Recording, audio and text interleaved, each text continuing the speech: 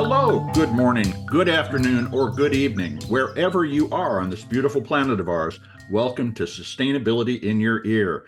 This is the podcast conversation about accelerating the transition to a sustainable carbon neutral society, and I'm your host, Mitch Ratcliffe. Thanks for joining the conversation today. Growing, packaging, transporting, and distributing food is a major source of society's emissions, accounting for approximately 26% of annual carbon dioxide output. Reducing the impact of food production is critical to bringing society back within planetary boundaries. And our guest today wants to, quote, decarbonize and hyper-localize food and beverage manufacturing, unquote. Wayne McIntyre is co-founder and CEO of Montreal-based Relocalize. The company is developing technology and a business strategy for decentralized food production using automated microfactories that are placed close to major consumer markets, and sometimes even within retail outlets. Relocalize raised its first funding late last year and closed an extension of that round in May, collecting a total of $5.8 million to accelerate its growth. It promises retailers full control over their supply chain in exchange for providing just 1,200 square feet of space for Relocalize's operations in its facilities. The result, Relocalize claims, will be up to a 30% savings on products, 90% less CO2 emissions, and other operational savings because the food does not need to be transported long distances. It's an intriguing vision, and you can learn more about Relocalize at relocalize.com. We'll speak with Wayne McIntyre right after this commercial break.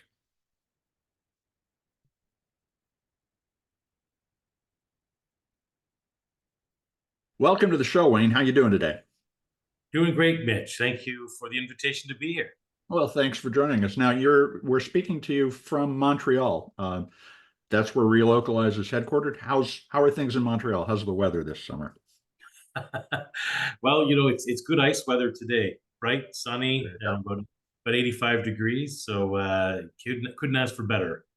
Relocalize, really interesting model of deploying microfactories, robotic microfactories at grocery distribution centers. How does that work to reduce the overall impact of the food system and eliminate that middle mile transportation impact?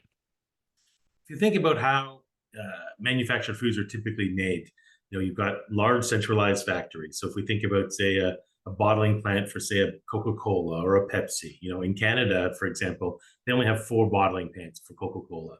So what happens is the product is made there, it's then put on a truck and it's driven to a distribution center. And that's the middle mile, that journey from the centralized or regional production hub to a DC.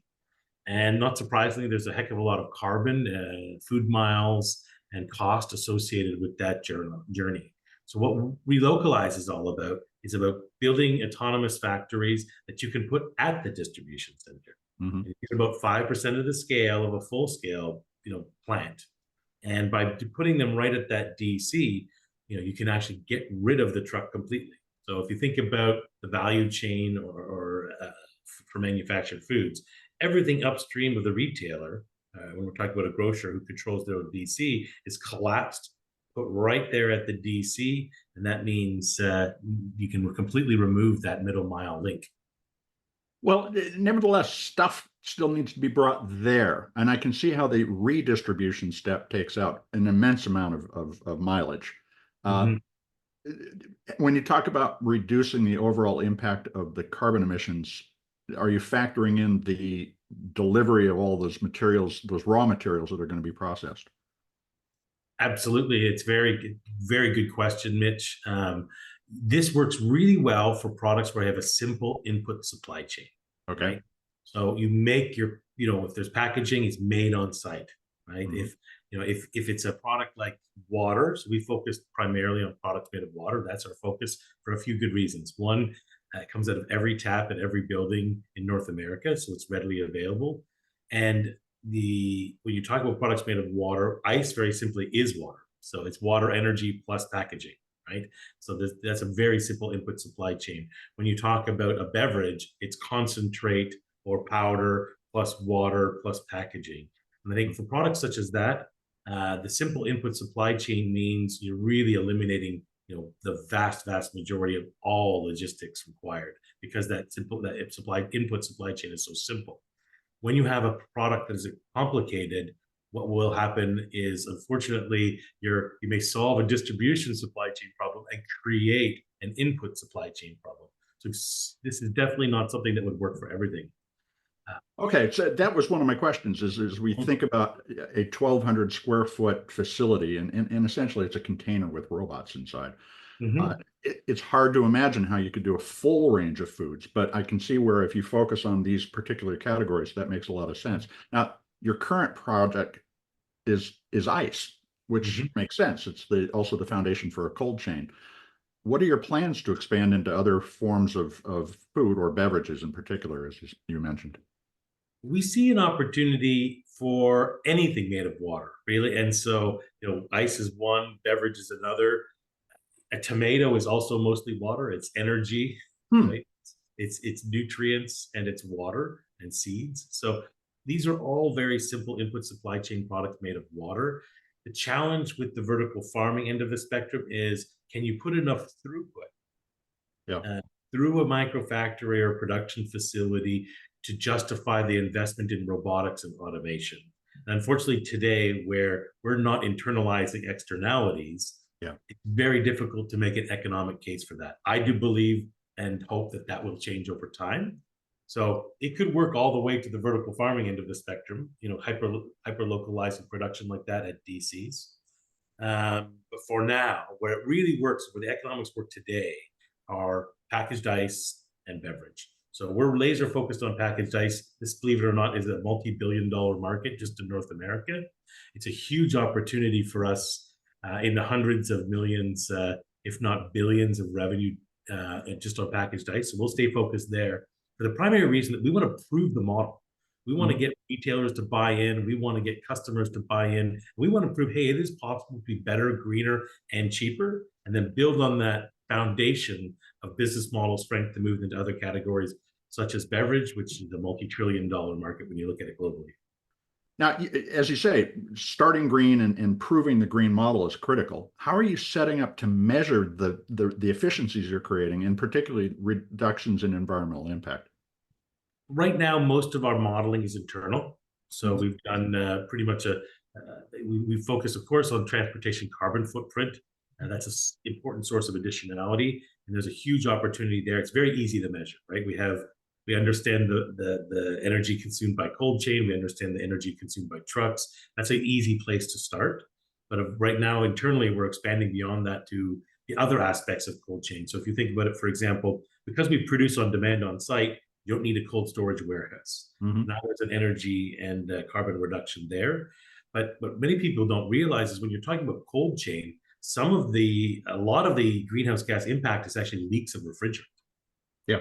So when you're getting rid of the trucks, it's one thing to calculate, the regular consumption of energy from fossil fuels and from the refrigeration process, but just the benefit of eliminating each of those elements in the chain, from cold storage warehouse to the individual trucks or the reefers where you have the refrigeration units on them.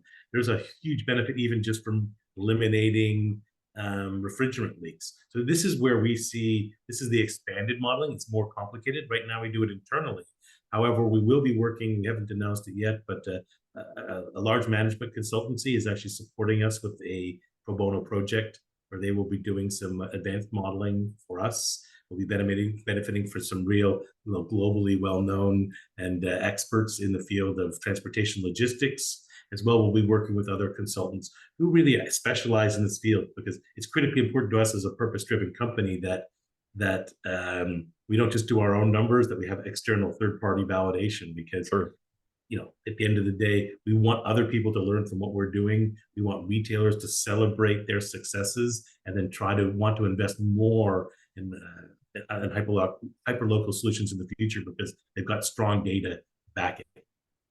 Those grocery companies, the big food companies, obviously have very pressing needs to reduce their impact. How are you taking the story to them and sharing what the accomplishments that they could reach, and explaining how you plug into their supply chain? That must be a complex conversation.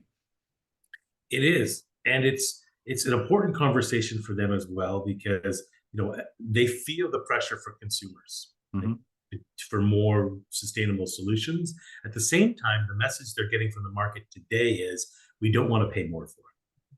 And that's something that we're going to have to solve as a society, internalizing externalities or just getting comfortable with I think paying for sustainability. But right now, it's I think the discussion goes very well because ultimately much of the power to affect change there is not in the hands of the retailers. Most of it comes from their supply chain, Yeah. right? So they can make their refrigeration more efficient. They can put in LED light bulbs. They can use, maybe for home delivery, electrified vehicles.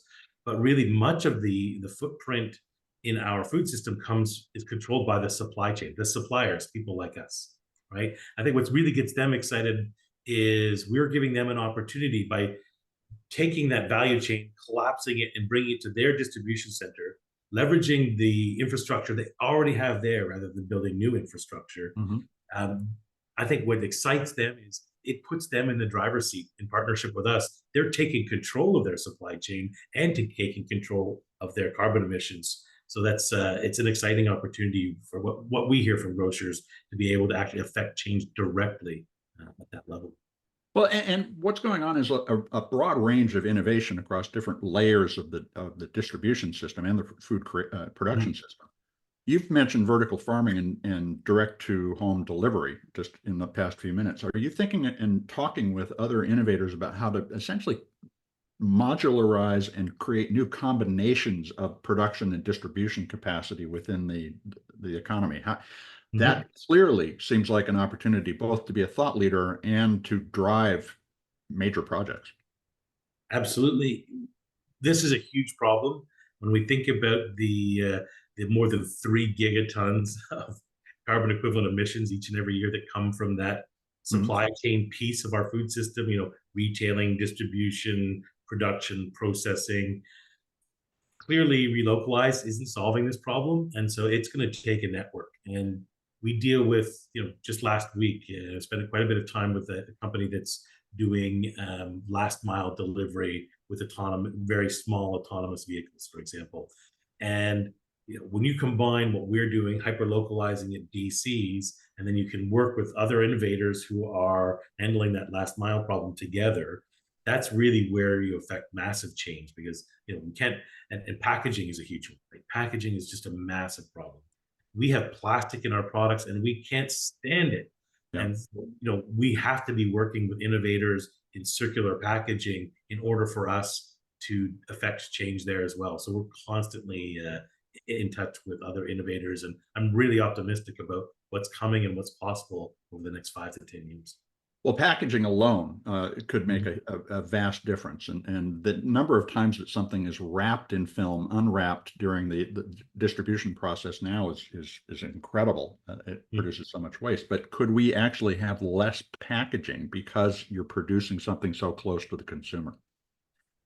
What's nice about hyper-localizing production is today recycling capabilities vary widely from Mhm. municipality to municipality across different geographies. When you hyper-localize, it allows you to look at, it's basically a closed loop, right? So there's 100, let's say there are 100 stores being served by a DC, for Yeah. example, and they have a municipal recycling facility there. What are they able to handle? You can even make decisions around what packaging material you use to ensure that it fits the requirements. And we had some feedback on our packaging recently saying, "Oh, if you use these colors, our automatic sensors in the recycling plant struggle with those colors." And so when you're hyper local, you can really, I think, make that effort to say work with directly with at a smaller scale. And for us, we're using a thermoforming technology today to make Mhm. our packaging inside the microfactories. There are multiple options for materials you could use, and we're entirely open to customizing what we're using for the geography. And it's just one example. And in the future, what we would love to see is a fully circular solution. And again, when you are local, fully circular is much easier. When you try to do things at a Yeah. national scale, the standards you have to meet become to get everybody on the same standard becomes near impossible. So one of the benefits of hyper-localization is you can work at a scale where it's possible to affect change and adapt to local realities. from Earth911's perspective, you're singing our song, because that is what we spend all day long doing, explaining to people what goes in their local system, and being able to reflect that back to the production system itself so that we can match them up would be a remarkable step forward. Another area that I wanted to ask about, we all remember from the pandemic, the disruptions in the supply chain. How would a micro factory based distributed localized system be more resilient? Can it be?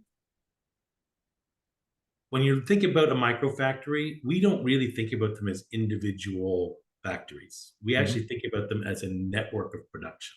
Actually, Mm-hmm. much of the technology we're developing is that industrial Internet of Things and the AI to actually control a network. So for us, there will ultimately be thousands. We call them reloads or microfactories. There will be thousands of reloads across North America, and we don't think about them as individual factories. We think them as a distributed production network. Okay. And we all know about networks, and when a part of a network goes down, the rest of the network can pick up the slack. A great example for packaged ice is, you think about Florida, it's a hurricane prone geography. Ice is an essential service. FEMA and Homeland Security are involved in, hey, is there enough ice to deal with food preservation and support people in emergency situations? Well, if you have a distributed production network across Florida, the path of the hurricane may take out some of your production. But you're guaranteed to have plenty left when you have a network. And I think networks are inherently more resilient and inherently resistant to disruption. Now, you recently closed a $5.8 million seed round. What was the pitch to the investors in terms of where you're going to be when you're done burning through that capital? What's your roadmap? For us, we're quite fortunate. We're in a market where there's a lot of pull from retailers, in particular in both grocery and convenience retailers. And our next step for us is really prove that it works, prove the sustainability value proposition, go from what we have right now in Jacksonville, Florida, is a demonstration facility.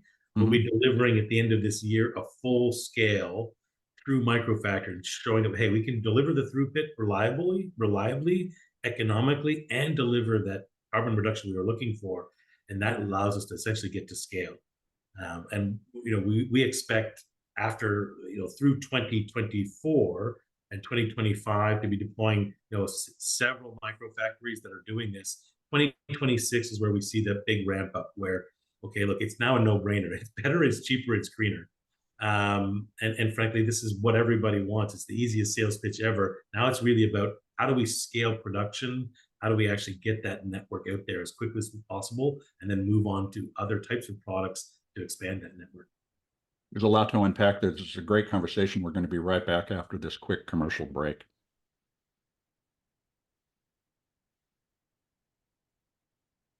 Now back to our conversation with Wayne McIntyre. He's co-founder and CEO of Relocalize, which is a developer of hyper-local food manufacturing services. Lots of robots and boxes. Wayne, how has the response been from grocery retailers themselves and other partners to this idea? The response has been truly overwhelming. We're a small company. Right now, we're 14 people. Mm-hmm. And the response really has been unbelievable. Like, we're in the hundreds of $millions of inbound. Mm-hmm. And the reason for that is quite simple. Retailers have business problems. They have sustainability problems. And ice is a problem area. And when you're getting a startup going, the best thing you can do is start with a problem area. Packaged ice is dominated by geographic monopolists. We all know how nice it is to deal with monopolists. They're really, when you have only one choice, you end up with very little choice or no choice, and very little ability to influence what you're getting. And so there have been a ton of problems with packaged ice across North America. It's a problem area from a business perspective. So as a result, when they hear that, hey, there's a better product and it's sustainable and it's something that puts control into the retailer, and dealing with a monopolist is the opposite of being in control.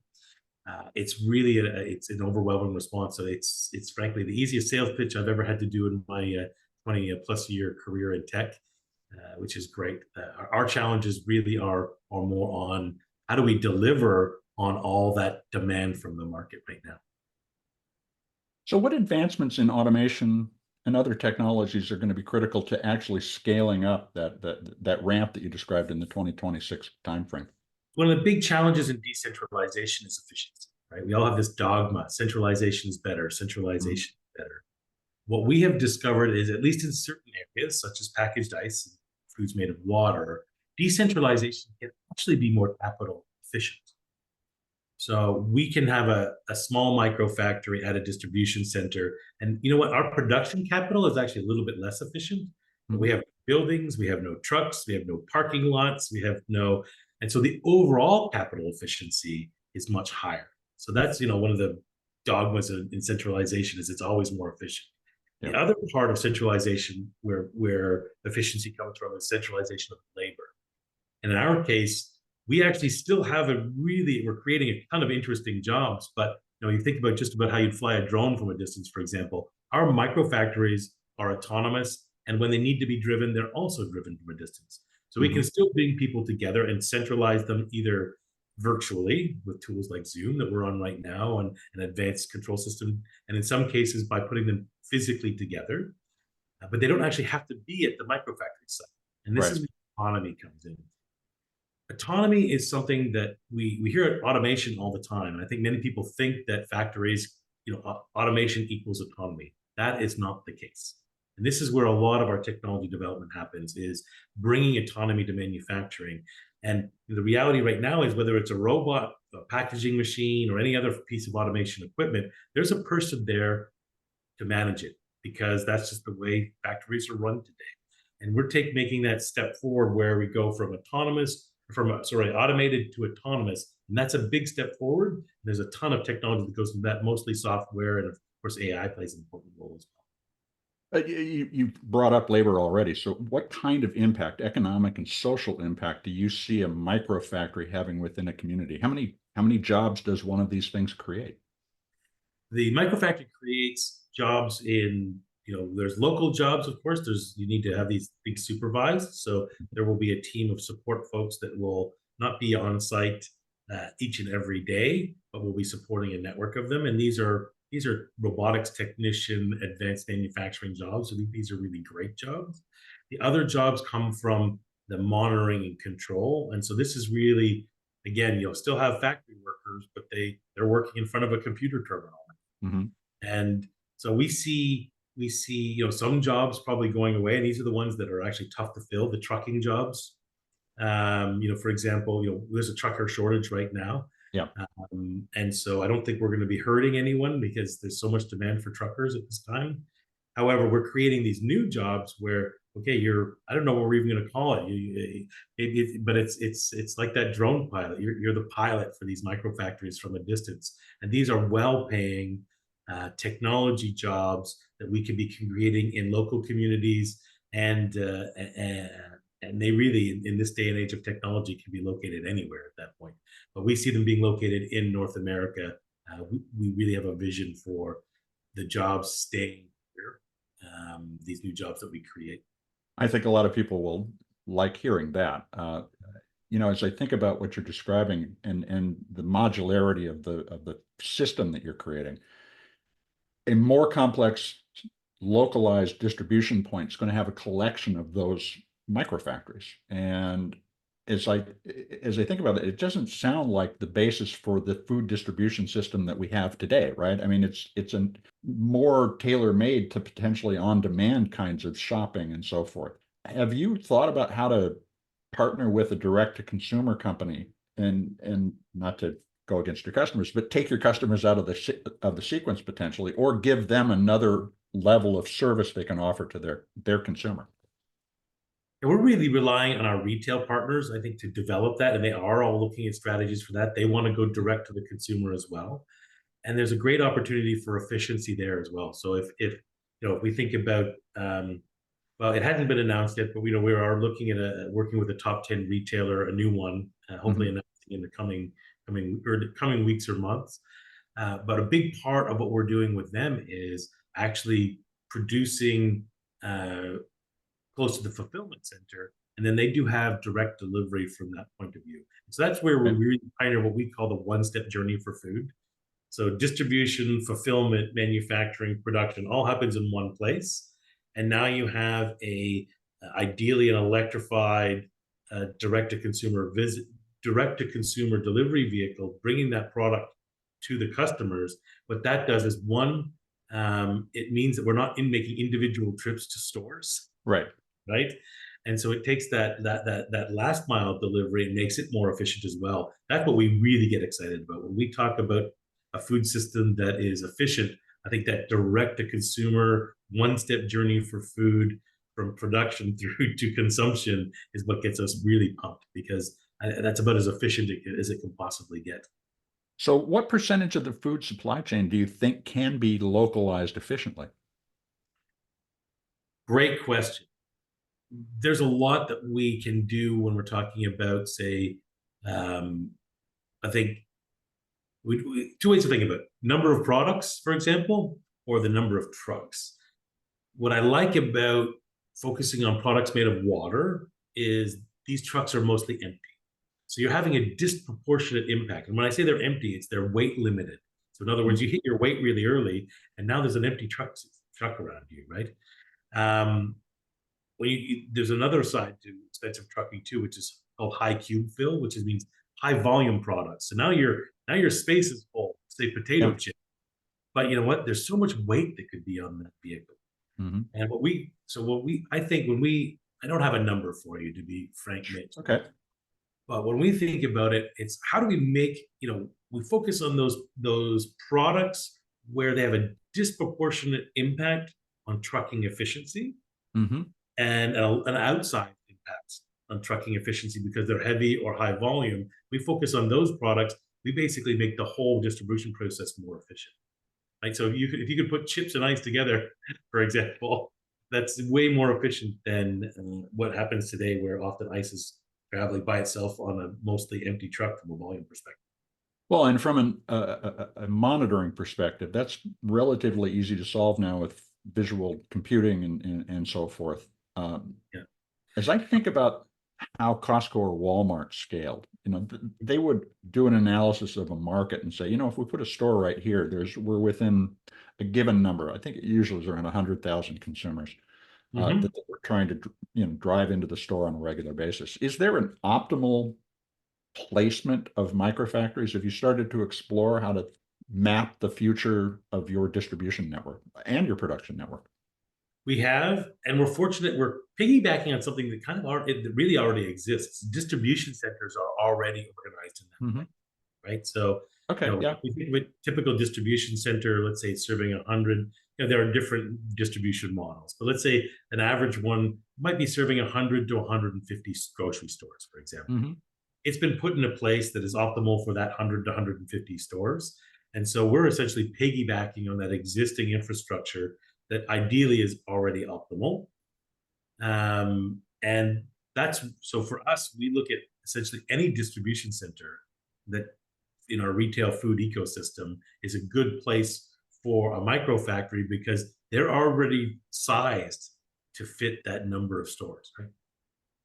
So that actually provides you resilience regardless of whether or not retail stores thrive or not. You're going to be in proximity to where the consumer is. But initially, it sounds like your customer is the retailer.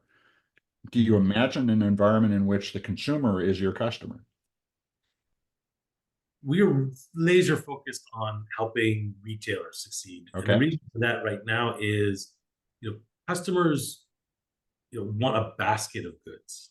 And I think buying a basket of goods is always better than delivering a single product. Oh, yeah. So we see retailers as a critical component in that system. We want to be part of that basket, and we want to help make that overall basket more efficient. Again, we're a manufacturing company for ice and one day beverage, and hopefully one day we move beyond that as well as we scale. But the retailer is key to that right now. They hold the customer relationship. They're building they have the distribution center, and it allows us to borrow infrastructure that's already there rather than creating new infrastructure. And it's just like the sea cans we use to build, the shipping containers we build in. We would like things to always be second life. And in a way, these distribution centers already exist. And by borrowing infrastructure that exists, we don't have to create new infrastructure. And there's a reuse component to what's already there. That gets us excited as well, right? Oh, I love that idea of reusing the existing built environment too. I mean, you're leveraging a lot of the right ideas and trends here. As you think about the long-term vision for Relocalize, what do the next 5 to 10 years look like? What should we expect to see the company achieve? We're the first in this new world of autonomous microfactories for the food and beverage system. We hope to inspire others to join this as a movement. We really see microfactories as a movement. We can't do it all alone. But when we talk about ice and beverage, these are together. This is a multi-trillion-dollar opportunity. We really see ourselves taking a massive position. We'd like to be the Google of autonomous production for the food system, but that will give us is the power and the scale to start to find solutions to take what we've already done and then say bring it to the vertical farming market. As we're working with retailers, these are really strong relationships. We're building this relationship. We're building credibility. Let's say, for example, when you're producing on demand and you don't need the warehouse anymore, the cold storage warehouse, how else could we use that? That could be production area for another product. So Yeah. I really think it's that, for us, our goal is, it sounds like it's a big thing to say for a 14-person company in Montreal, Quebec today, but we really do see ourselves as going quickly, getting a lot of scale, and then using that scale to achieve our purpose and expand into other categories and really drive a rethinking of how our food system is organized, and as much as possible getting rid of that chain and moving to a completely localized production system, whether we're talking about manufactured foods or the center of the aisle, or whether we're talking about the perimeter and fresh foods. Obviously, a lot of connections to be made. How can folks follow along with what you're doing? And if they're a retailer, reach out to you to find out more. I mean, the best place to reach out is always LinkedIn. I think for us, you can follow the company and myself on LinkedIn as well. You can go to our website. It's relocalize.com. We have a contact page there. But and we encourage people to reach out. Again, we do believe that we can't do this alone. This needs to be a movement. And a big part of what we're doing is trying to inspire people to think differently. And the more people who get involved in microfactories and local production, the better from my perspective. Well, Relocalize is a really intriguing story. Thanks for sharing it with us, Wayne. Thank you for the opportunity, Mitch. Happy to get the good word out about the hyper-local production opportunity. Well, thank you. And come back and tell us more about how it continues to evolve. Thank you.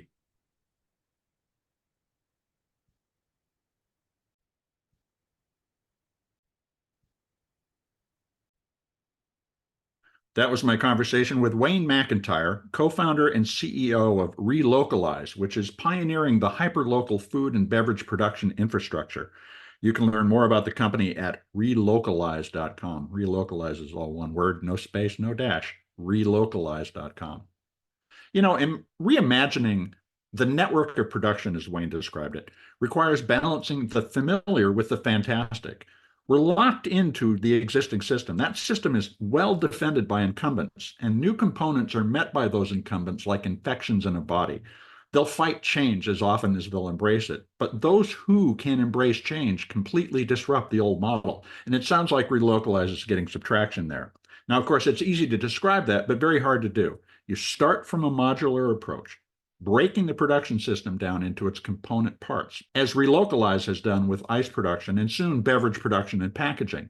That modularization allows us to experiment, first on paper and then in the market with green alternatives to the wasteful ways of the industrial era. And once one innovation takes hold, others can be bolted on.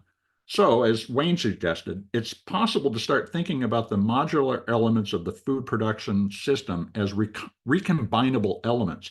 So you could link an indoor salad greens farm to a microfactory so that the harvest moves directly to packaging without any intervening transportation. That would dramatically reduce emissions, waste, and high costs associated with our food supply. So Relocalize is an early example of the potential to rebuild for a sustainable future, and we'll be tracking that story for you as it plays out. In the meantime, I hope you take a moment to share this podcast or any of the more than 490 interviews that we produced on sustainability in your ear with your friends, your family, your coworkers. Writing a review on your favorite podcast platform will help your neighbors find us. Folks, you are the amplifier that can spread more ideas to create less waste. So please take a moment to share the story. Tell your friends, family, everyone you meet on the street that they can find us on Apple Podcasts, Spotify, iHeartRadio, Audible, or their favorite purveyor of podcast goodness. Thank you for your support. I'm Mitch Ratcliffe. This is Sustainability in Your Ear, and we will be back with another innovator interview soon. In the meantime, folks, take care of yourself, take care of one another, and let's all take care of this beautiful planet of ours. Have a green day.